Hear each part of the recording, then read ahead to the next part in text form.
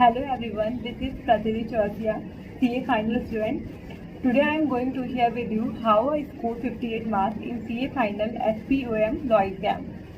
First of all guys, I would like to say these exams are not very easy. In order to clear it, at least you need to study properly the whole syllabus for at least 2 to 3 times. After that you will be able to clear it, because in case of many students including me, the majority of the questions were based on a case study and case scenarios, and direct questions were very less there.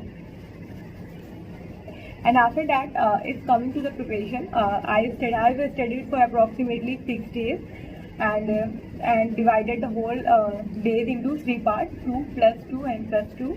In the first 2 days, I have studied company laws, and in the next 2 days, I have studied securities and economic law. And in last 2 days, what I did, I just did a revision of the whole.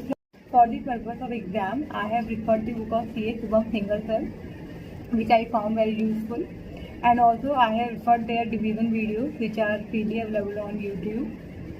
You can also refer the notes of the CA famous Somani. Now, in my point of view, you should divide the chapters in the following way. Firstly, SEBI and circulation, and where the focus should be on the intimations, prior intimation, number of days, and penalties of the SEBI are very important. And after that, you should focus on the IBC.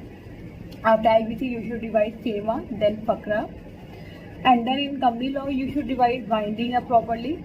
After that, you should focus on the director chapters, the penalties on the directors, number of. And after that, you should take a quick overview of the remaining chapters of the company law, so that if any question is coming in the exam, you are not blank. You can solve it and get approx marks. Okay guys, that's all from my side. And if you have any query, you can write on the comment, and I will love to reply that. At last, I would like to say that these exams are not very tough. But if I can do, then you can also do it. But you have to focus on the important chapters, important topic, and that's it. So all the best for your exam. Thank you.